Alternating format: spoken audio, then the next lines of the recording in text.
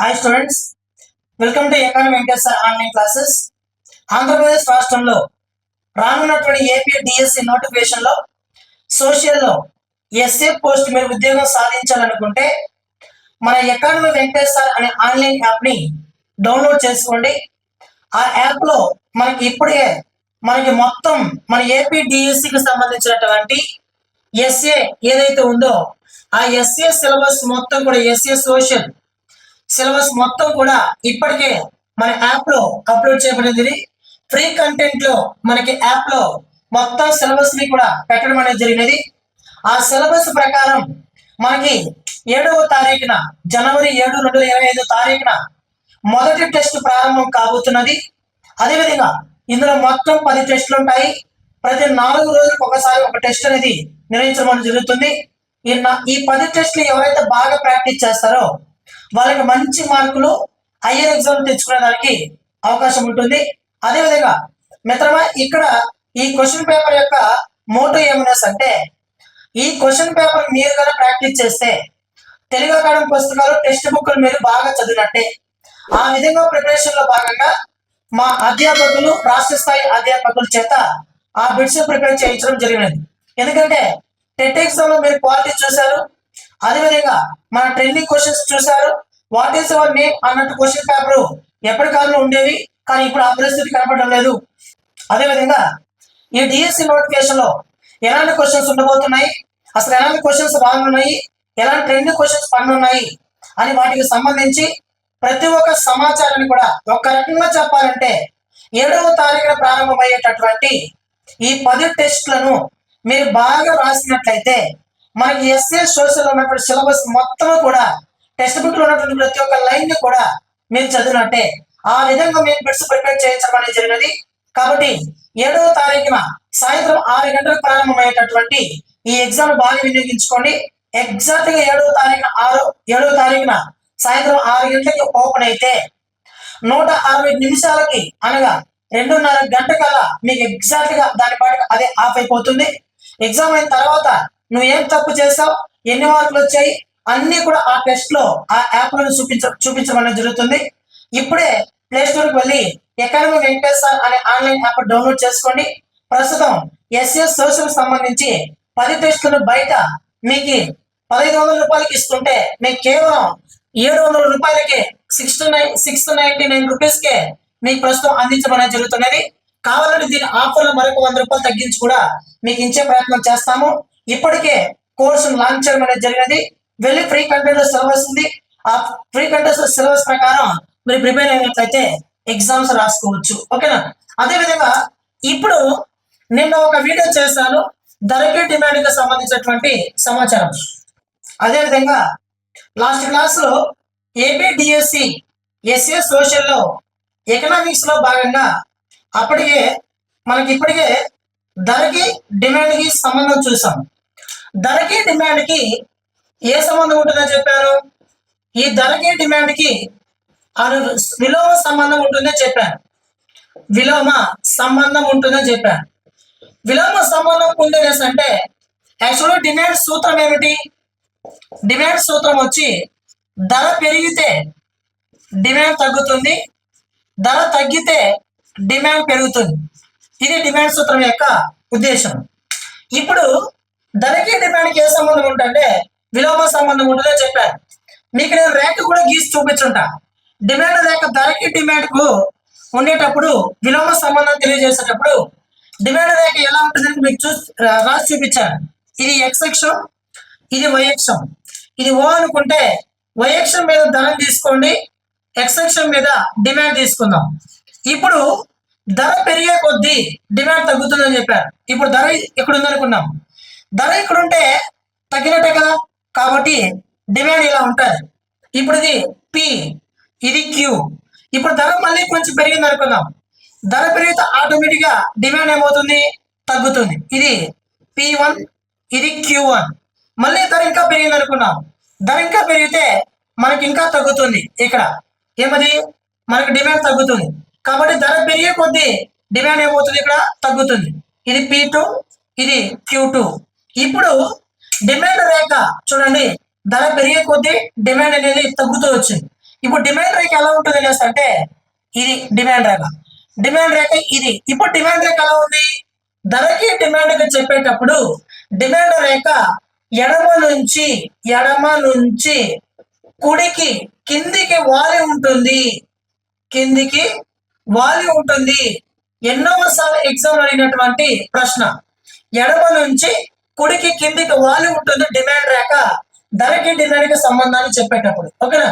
ఇప్పుడు మనకి ఈ ధరకి డిమాండ్కి సంబంధాన్ని చెప్పేటప్పుడు విలోమ సంబంధం చెప్పాను, డిమాండ్ రేఖ ఎలా వస్తుందని చెప్పాను. ఇప్పుడు డిమాండ్ సూత్రానికి విరుద్ధం ఏ సమయంలో ఉంటుంది అని మనం ఒకసారి కనుక గమనించినట్లయితే చూడండి. ఒకటి, డిమాండ్ సూత్రం ఎటువంటి సందర్భాల్లో పనిచేస్తా అనేసి అంటే ఒకటి గిఫెన్ వైపరీత్యం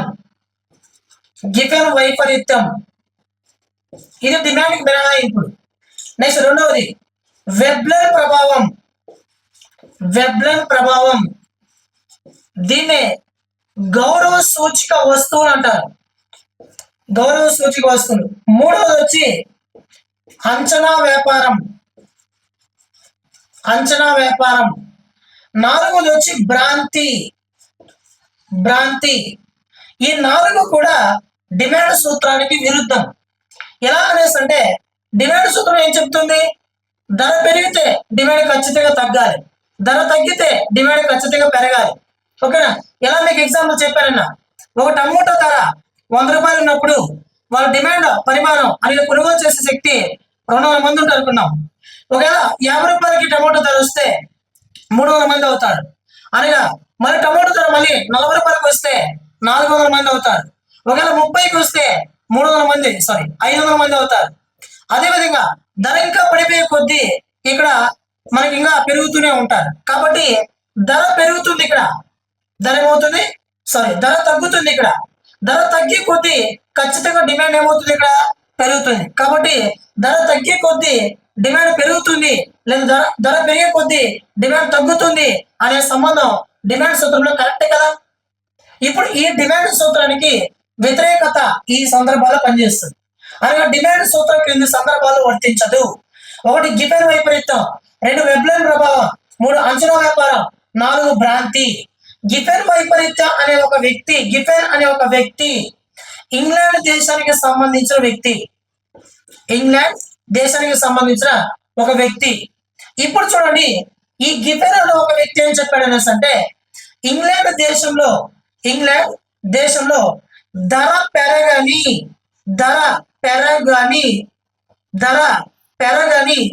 మాంసం వినియోగాన్ని